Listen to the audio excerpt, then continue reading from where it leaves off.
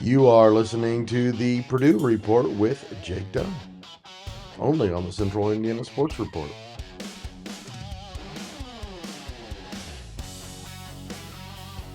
Welcome back, Boilermaker fans, to the Central Indiana Sports Report for this week's Purdue Report with Jake Dunn.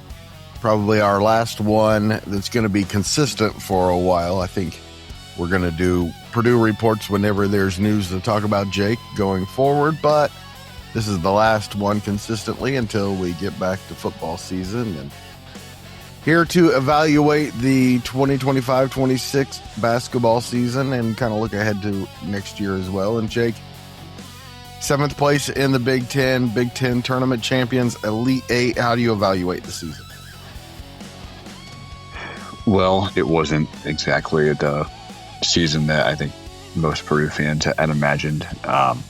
Not the season that the Purdue players imagined, for themselves either. They said themselves at the beginning of the season that, the expectation was to go to the Final Four and win a national championship, and that did not happen. So I still view this as a success.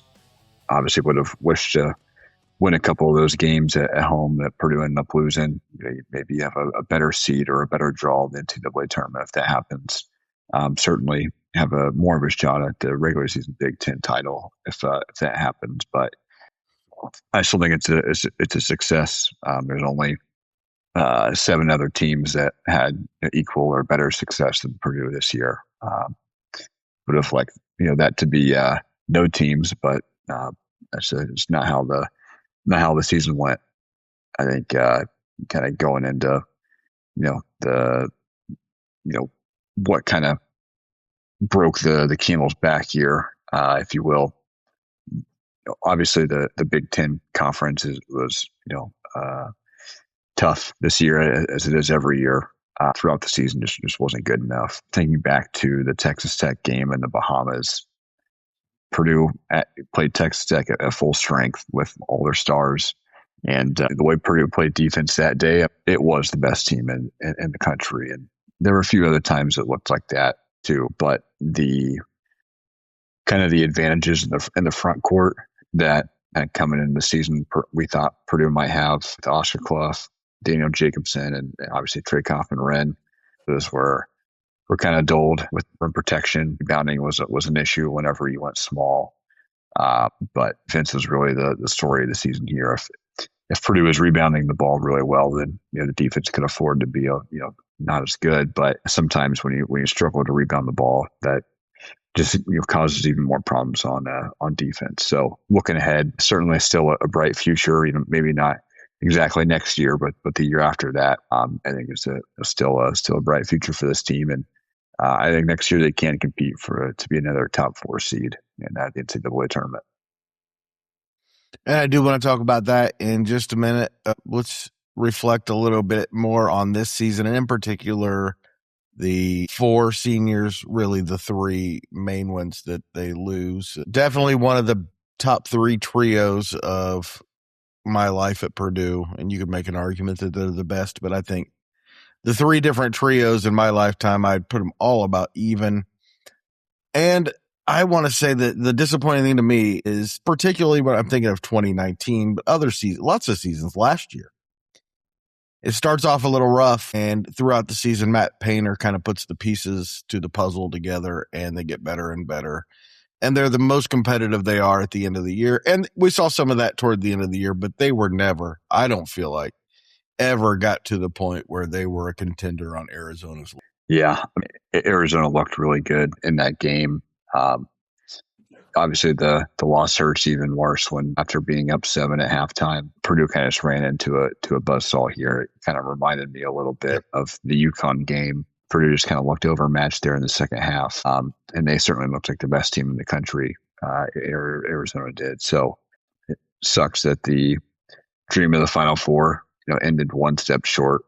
But in the second half, Arizona, opened up on a 16-3 run and kind of completely controlled, the game from that point on.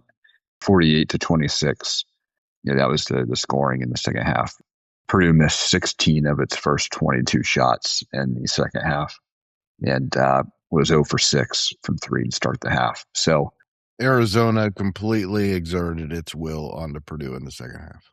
Yes, it did. 40 points in the paint for the game. They were 20 of 22 from the free throw line, 10 offensive rebounds, which translated to 10 second chance points. And Jaden Bradley, he really kind of ignited that run here. So Arizona just pretty much overwhelmed Purdue. Didn't help that Purdue was in foul trouble. Trey Kaufman-Renn picked up 2 fouls in the first 8 minutes. That forced Purdue to play Daniel Jacobson and Oscar Clough together, something that had only been done up to that point for 4 minutes in the entire season. Purdue's best lineups were never really fully available because of foul trouble. I thought that duo, Daniel Jacobson and Oscar Clough, actually kind of worked pretty well for the most part together, at least offensively. I was kind of surprised at how well it worked. I thought Daniel Jacobson stepped up quite a bit in that game. Arizona's, they're good. Purdue couldn't match their athleticism, couldn't match their physicality, and really just depth of scoring options. It seemed like anybody on that team could go out and get you a bucket. So I couldn't necessarily say the same thing about Purdue in this game. Those are the disappointing things to me. And real fast, I mentioned the best trios in my lifetime: Troy Lewis, Todd Mitchell, Everett Stevens, for sure, probably number one. And then you have Robbie Hummel, Juwan Johnson, and each one more that probably would be number one if not for Hummel's injuries. And this one, you only remember the last two. How would you compare the two? This group of seniors, Braden Smith, Fletcher, Loyer, Trey, Kaufman-Renn, they have a program best 117 wins and NCAA tournament wins, 2 Big Ten regular season titles, 2 Big Ten tournament titles, 2 Elite Eights and a Final Four. Obviously, Zach Edey was a big part of that. So they probably got a little bit of success there from that. I don't want to have recency bias play a big part in this, but I do think this is, in my lifetime, the best group of college players that I've seen come through Purdue. Obviously, Robbie Hummel played a little bit of time in the NBA. Each one more had a pretty good career in the NBA. Juwan Johnson is still playing overseas. Professionally, those guys may have had a better overall basketball career, but in terms of time at Purdue, outside of Trey Kaufman-Renn, his injury to start the season, if that would have not happened, I think these three would have been the first trio, or the trio would have been, had the record for like the most minutes played together in program history, which Braden Smith and Fletcher Loyer have that. So, yeah, I'd put them slightly ahead of the baby Boilers of the late 2000s. Yeah, I think the baby Boilers, if Hummel doesn't get hurt, I believe we're talking about them completely different.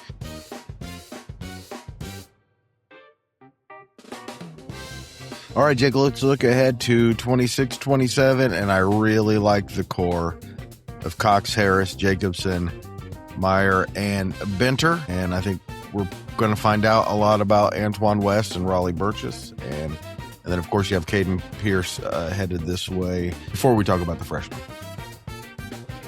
I was trying to think earlier kind of what the starting five would be for next year. I certainly don't think Purdue would get Caden Pierce to come here and sit on the bench. Though I imagine he's pretty much penciled in as a starter. Obviously, things can change, I guess, but I think Meyer probably a starter, Daniel Jacobson probably a starter, Caden Pierce probably a starter, and then you got to pick 2 of C.J. Cox, Jakari Harris, and Jack Benner to kind of round out the starting 5. So it's going to be a really competitive summer. And this is the first time since Edey's junior year, really, that as much playing time has been up for grabs. I guess technically Purdue is still waiting on rulings in the court if Oscar Clough can come back for another year because he played in junior college. So if that's, I guess the whole thing's kind of a mess. And I think you're talking about a whole different story because him as the big man with that group probably makes more sense. And then, obviously you have Raleigh Burgess, who we didn't really, obviously redshirted, so it wasn't really a need to talk about him, but he factors in the picture. I think. I've liked what I've seen. Yeah, for sure. He provided some really good minutes, I guess, 2 years ago. But if Oscar Clough can't come back, I imagine Purdue would go into the portal and maybe not go out and get a starter, but go out and get a solid big guy who can kind of fill that hole that Oscar Clough will be leaving. There could be some freshmen who could take that role as well. Really good big man coming to West Lafayette. I'm excited to see kind of how he develops through the program here. It seems like he's pretty well rounded. Obviously, he's good inside, and he's also good outside too, outside the perimeter.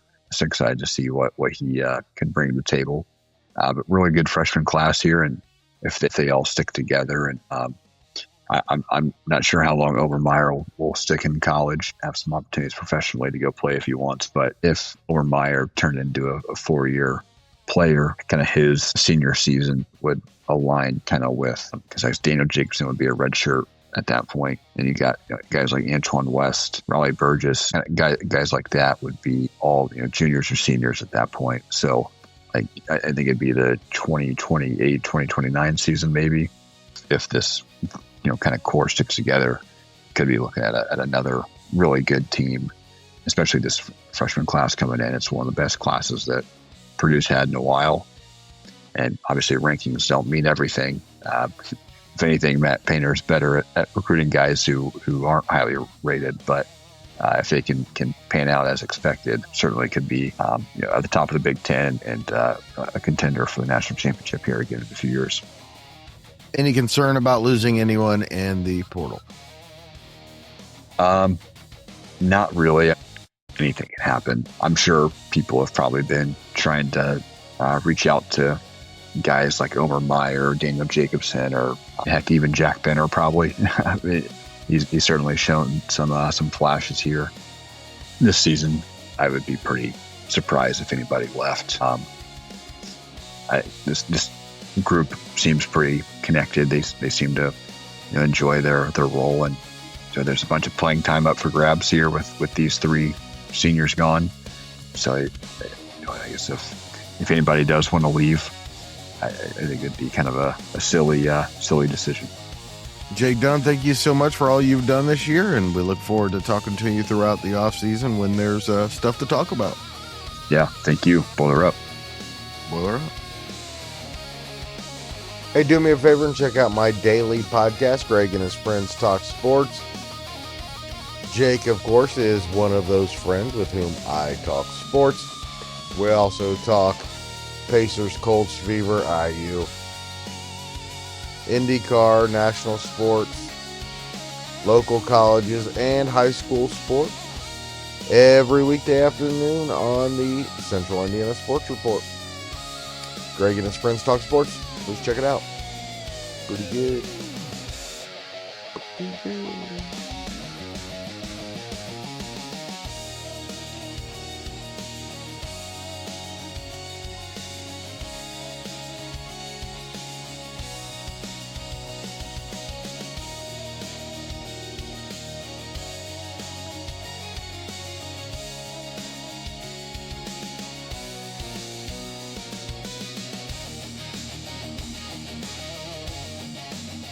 The Central Indiana Sports Report is a product of ITG Media, and I love Susie.